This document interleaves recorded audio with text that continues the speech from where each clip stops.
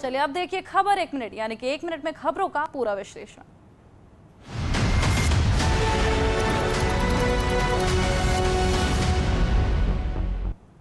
UP में नई सरकार के शपथ ग्रहण की तैयारियां तेज हो गई हैं।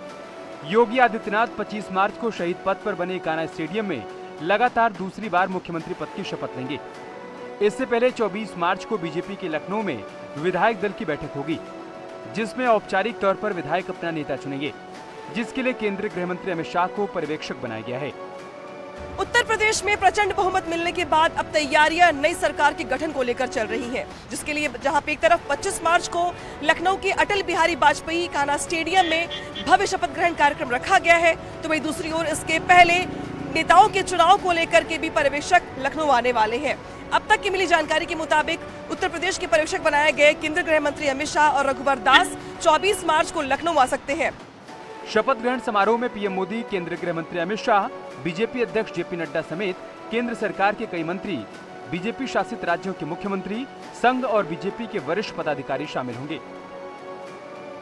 उत्तराखंड में अगले सीएम को लेकर दिल्ली में आज भी बीजेपी में बैठकों का दौर चलता रहा। उत्तराखंड बीजेपी के तमाम दिग्गज आज भी दिल्ली पहुंचे थे। केंद्रीय मंत्री अमित शाह के घर पर अहम बैठक हुई, जिसके बाद सांसद रमेश पोखरियाल निशंक के घर पर भी बैठक चली। गृह मंत्री अमित शाह के घर में करीब 1 घंटे बैठक चली, जिसमें प्रदेश अध्यक्ष मदन कौशिक मौजूद रहे, कार्यवाहक मुख्यमंत्री पुष्कर सिंह धामी मौजूद रहे, इसके अलावा त्रिवेंद्र सिंह रावत, रमेश पोखरियाल निशंक भी मौजूद रहे। वहां से बैठक खत्म होने के बाद दूसरी बैठक जो है वो इस बंगले में की जा रही है, जो रमेश पोखरियाल निशंक का है। मीटिंग में कार्यवाहक मुख्यमंत्री पुष्कर सिंह धामी भी शामिल हुए। उसमें सभी वरिष्ठ लोगों के बीच में जो है पिछले चुनाव का और सारी चीज़ों का आगे कैसे होना है, उसके संबंध में सारे वरिष्ठ लोग बैठे थे, आपस में चर्चा हुई है और कोई अलग से कोई ऐसी बात नहीं है। वहीं नए सीएम को लेकर ऑब्जर्वर रक्षा मंत्री राजनाथ सिंह और विदेश राज्य मंत्री मीनाक्षी लेखी कल देहरादून पहुंच रहे हैं। साथ ही कल विधानमंडल दल की बैठक भी बुलाई गई है। बंशीधर भगत को प्रोटेम स्पीकर बनाया गया है, जो विधायकों को शपथ दिलाएंगे। 90 के दशक में कश्मीरी पंडितों के पलायन को दर्शाती फिल्म द कश्मीर फाइल्स की टीम आज मुख्यमंत्री योगी आदित्यनाथ से मिली। डायरेक्टर विवेक अग्निहोत्री, एक्टर अनुपम खेर, पल्लवी जोशी ने सीएम योगी से मुलाकात की और फिल्म को यूपी में टैक्स फ्री करने पर सीएम का आभार जताया।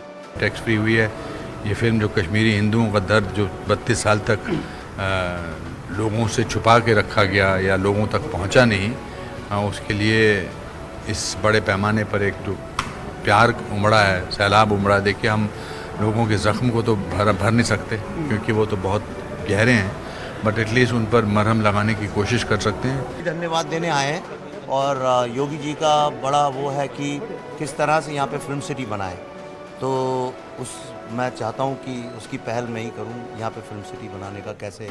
वहीं फिल्म की टीम ने राज्यपाल आनंदीबेन पटेल से भी राजभवन पहुंचकर मुलाकात की। यूपी में 5 वर्ष तक की उम्र के लिए बच्चों के लिए आज से पल्स पोलियो अभियान की शुरुआत हुई। सीएम योगी ने गोरखपुर में इस अभियान की शुरुआत की। 1 हफ्ते तक ये अभियान चलेगा। बता दें कि राज्य में 5 साल तक की उम्र के कुल 3 करोड़ 40 लाख बच्चों को पल्स पोलियो ड्रॉप्स पिलाई जाएंगी। इसके लिए 1,10,000 बूथ बनाए गए हैं। इस मौके पर सीएम योगी ने स्वास्थ्य के क्षेत्र में अपनी सरकार की उपलब्धियों के बारे में बताया। जब तक कि पूरी दुनिया से इसका पूरी तरह उन्मूलन नहीं हो जाता है, तब तक इस सतर्कता के लिए हमें न केवल वर्तमान को बल्कि भावी पीढ़ी को भी बचाने की दिशा में एक सार्थक प्रयास करना होगा और पल्स पोलियो अभियान उसी का हिस्सा है। हम सब इस बारे में ध्यान में रखते हैं कि सामूहिकता पर कितनी ताकत होती है।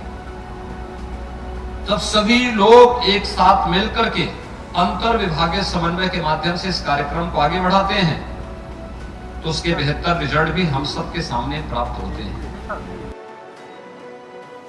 मथुरा के जमुनापार इलाके में राशन न मिलने से गुस्साए लोगों ने हाईवे पर जाम लगाया। साथ ही राशन डीलर के खिलाफ कार्रवाई की मांग की। मथुरा बरेली हाईवे पर प्रदर्शन के चलते लंबा जाम लग गया। सूचना पर पुलिस मौके पर पहुंची और प्रदर्शन कर रहे लोगों को समझा बुझाकर मामला शांत कराया गया। लोगों ने आरोप लगाया कि डीलर की कई बार शिकायत की, लेकिन कार्रवाई नहीं होने से राशन डीलर के हौसले बुलंद हैं।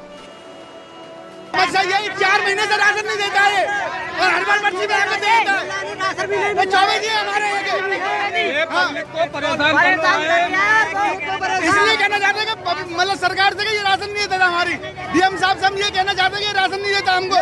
वहीं डीलर के मुताबिक राशन की कमी के चलते लोगों को राशन बांटने में दिक्कत का सामना करना पड़ रहा है।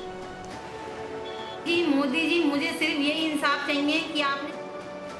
बरेली में एक मुस्लिम महिला ने अपने ससुरालियों पर मारपीट और 3 तलाक की धमकी देने का आरोप लगाया है। पीड़ित महिला का आरोप है कि उसको महज इस आधार पर पीट कर घर से बाहर निकाल दिया गया क्योंकि उसने विधानसभा चुनाव में बीजेपी को वोट दिया था। जब उसके ससुरालियों को इसका पता चला तो उसकी पिटाई की गई, साथ ही पति से जबरन 3 तलाक दिलवाने की भी धमकी दी गई।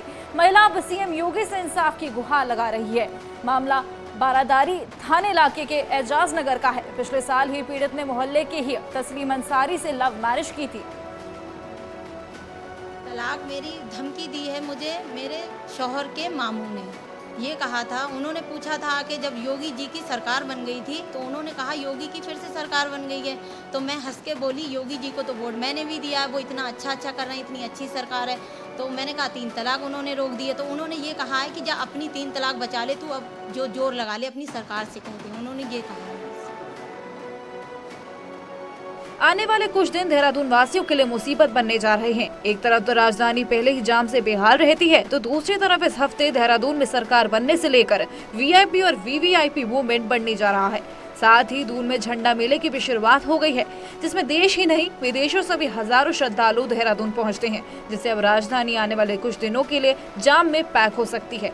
वहीं इस जाम से निपटने के लिए और जनता को राहत देने के लिए ट्रैफिक प्लान तैयार किया जा रहा है। तो उसमें एक नगर परिक्रमा है 24 तारीख को, जिसमें थोड़ा सा दबाव रहेगा, तो उसमें हमने जो है अलग से ट्रैफिक में ड्यूटीज़ लगा दी हैं।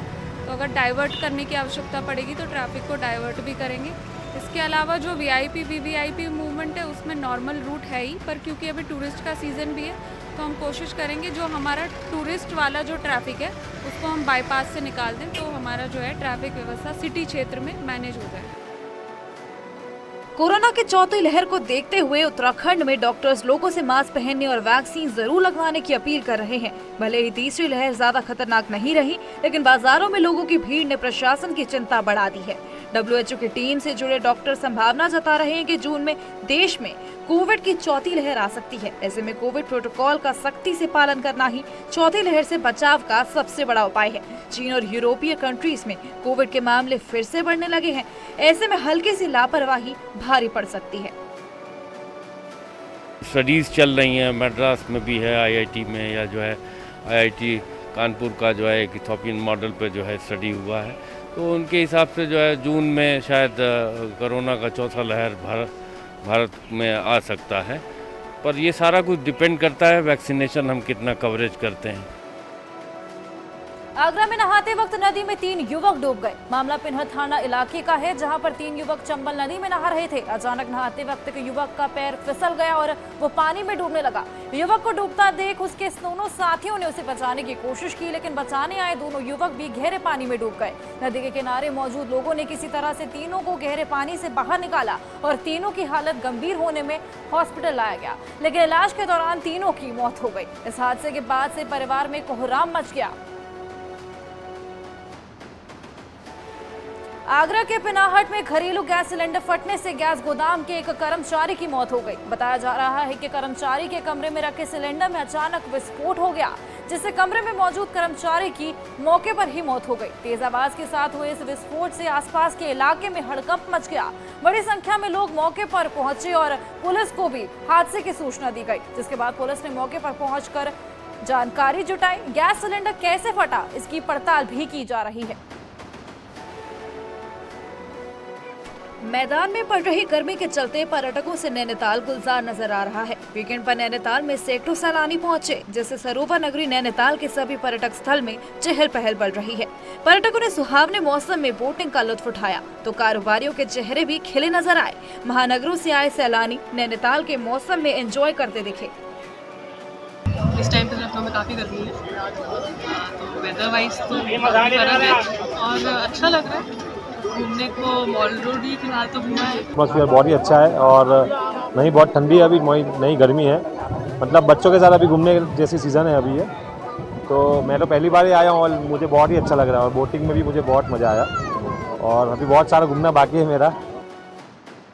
रुड़की में 55वें अखिल भारतीय ज्योतिष सम्मेलन का आयोजन किया गया। इस दौरान ज्योतिषों ने कई राजनीतिक और सामाजिक मुद्दों पर मंथन किया।